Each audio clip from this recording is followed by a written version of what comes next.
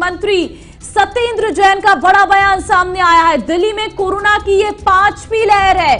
सत्येंद्र जैन कहते हुए नजर आ रहे हैं, आज दिल्ली में कोरोना के 10,000 केस की उम्मीद है और दिल्ली में संक्रमण दर 10% के करीब है। सत्येंद्र जैन के बयान अपने आप में बहुत सवाल खड़े कर रही हैं। अगर दिल्ली में 10,000 मामले आ जाते हैं तो ये चिंताजनक स्थिति है। सत्येंद्र जैन ने क्या कुछ कहा, सुनिए।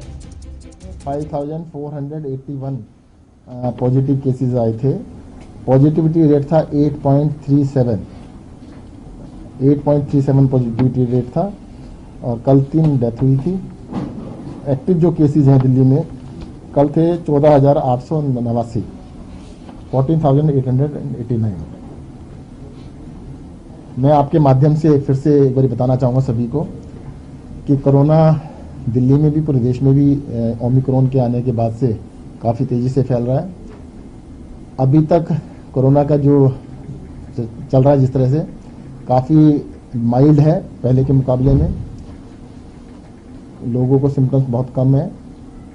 बहुत ज़्यादा घबराने की जरूरत नहीं है, बस सतर्क रहें, कोविड प्रोटोकॉल का पालन करें और अपना भी पूरे परिवार का भी ध्यान रखें। बहुत ज़्यादा रश ना करें, ये ना हो कि हल्का सा खांसी हुआ जुकाम और तुरंत अस्पताल की तरफ जाएं। आपको होम आइसोलेशन की ज़रूरत है तो होम आइसोलेशन में आपको पूरी केयर की जाएगी और सबसे बेटर ये है कि आप इसको होने से रोकें। देश में तीसरी लहर और दिल्ली के अंदर 5वीं लहर बिल्कुल आ चुकी है। केसेस कल 5,500 के आसपास थे और आज 10,000 के आसपास जो शाम तक बुलेटिन है, अभी कंपाइल किया जा रहा है डाटा, तो केसेस काफ़ी तेज़ी से बढ़ रहे हैं। बस ये संतोष की बात यही है कि सिम्टम्स जो है वो काफ़ी माइल्ड है पहले के मुकाबले में। प्राइवेट हॉस्पिटल्स में जो अभी तक 10% बेड थे कोरोना के लिए, उसको कल आदेश दिए गए 40% करने के लिए आदेश दिए गए, ताकि देखो क्योंकि होने में भी एक हफ्ता लगता है, 4-5 दिन एक हफ्ता लग जाता है, ताकि 4 गुने बेड्स हो जाए। तो फिलहाल आप देख सकते हैं कि दिल्ली में क्या मामले हैं और दिल्ली में जो संक्रमण बढ़ रहा है वो साफ तौर पर चिंताजनक है। अगर दिल्ली के स्वास्थ्य मंत्री को सुने तो साफ तौर पर स्वास्थ्य मंत्री कह रहे हैं कि कोरोना की ये 5वीं लहर है और कोरोना के 10,000 केस आने की उम्मीद आज के दिन में है। ये सत्येंद्र जैन कहते हुए नजर आ रही हैं। नए साल से ही कोरोना की रफ्तार बेलगाम हो चुकी है। पूरे देश की अगर बात करें तो 58,097 नए मामले सामने आए, जो अपने आप में बता रहे हैं कि आखिर कहां पहुंच चुका है कोरोना का इस वक्त संक्रमण। डॉक्टर सिद्धार्थ सोनकर मौलाना आजाद हॉस्पिटल से इस वक्त मेरे साथ जुड़ चुके हैं। सिद्धार्थ जी, बहुत स्वागत है आपका। सिद्धार्थ जी, सत्येंद्र जैन ने जो बयान दिया है जिसमें उनकी तरफ से कहा गया है कि दिल्ली में आज एक दिन में 10,000 मामले सामने आ सकते हैं, अचानक से दिल्ली में ये बढ़ते केस किस ओर इशारा कर रहे हैं और क्या कारण माने इनका? देखिए ममता जी, जहाँ तक केस बढ़ने का है, ये पहले से हाइपोथेटिकली और ये प्रेडिक्टेड था कि इस जो इस ओमिक्रॉन वेरिएंट है, इसका जो ट्रांसमिशन रेट कई फोल्ड हाई है, तो अगर ये केस आता है तो काफी तेजी से बढ़ेगा। तो वो जिस हिसाब से केस आ रहे हैं और जिस हिसाब से डायग्नोसिस हो रही है और जिस हिसाब से डेटा रिपोर्ट हो रहे हैं, वो कहीं ना कहीं पहले से प्रेडिक्टेड हाइपोथेसिस थी और वो उसी के अकॉर्डिंगली पैटर्न पे आ रहा है। तो ये केस जैसे पहले कहा गया था वैसे ये केस बढ़ भी रहे हैं और आगे भी अगर जो सुरक्षा की गाइडलाइन से अगर वो उसको एग्जीक्यूशन में नहीं लाया गया तो ये केसेस और भी बढ़ेंगे। और अगर केस और भी बढ़ेंगे, जैसा कि एक्सपर्ट्स की राय भी है, तो हॉस्पिटलाइजेशन की चीजें बढ़ेंगी उसी के हिसाब से।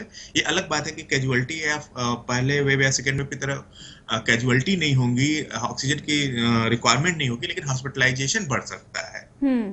लेकिन एक और बात है कि जिस तरीके से ये केस बढ़ रही हैं, अगर हम देखें तो कई ऐसे अस्पतालों के डॉक्टर्स हैं जो पॉजिटिव आ चुके हैं। डबल डोज के बाद भी लोग पॉजिटिव आ रहे हैं।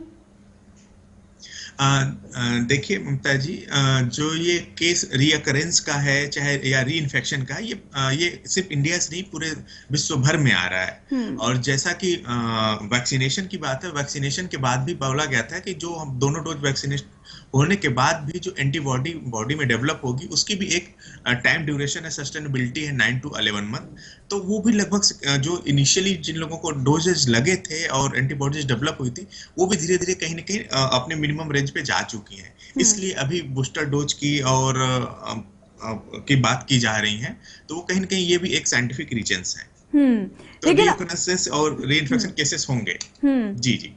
लेकिन अगर बात करें तो ये जो नया वेरिएंट है ये सबसे ज्यादा हार्मफुल किस एज लिमिट के लिए अगर हम कहें, क्योंकि हर एक जो वायरस का रूप आया था, चाहे पहली लहर हम कह सकते हैं या फिर दूसरी कहें, तो अब ये तीसरी लहर है, ये किस एज ग्रुप के लिए सबसे ज्यादा खतरनाक बताई जा रही है? देखिए ममता जी, इस तरीके के अभी बहुत रिसर्च एविडेंस बेस्ड डेटा नहीं है, इसलिए हम ये कहना मुनासिब नहीं होगा कि किस पर्टिकुलर एज ग्रुप को ये टारगेट करेगा। अब बच्चों के लिए इसलिए पहले हम बहुत वरीड थे क्योंकि बच्चों को कोई वैक्सीनेशन नहीं हुआ था 0 to 18 ईयर्स के लिए, वो अनप्रोटेक्टेड बच्चे थे, इसलिए हम उनको हाई रिस्क मान के चल रहे थे कि अगर थर्ड वेव आएगी तो सबसे अधिक इम्पैक्ट उन बच्चों पे होगा। लेकिन अभी उन बच्चों को भी वैक्सीनेशन शुरू हो चुका है, तो कहीं ना कहीं सेलेक्टेड केसेस होंगे और सेलेक्टेड कैजुअलिटी भी होंगी, लेकिन कोई मास टाइप का इम्पैक्ट नहीं डालेगा जैसा फर्स्ट एंड सेकेंड वेव में हुआ। एक और बदलाव इसमें हमें देखने को मिल रहा है कि इसमें जितना संक्रमण बढ़ रहा है, मृत्यु दर उतनी नहीं बढ़ रही है। जी, इसमें देखिए पहले जो म्यूटेंट वेरिएंट हो रहे थे तो ज्यादा से ज्यादा स्पाइक प्रोटीन पे ही हो रहे थे।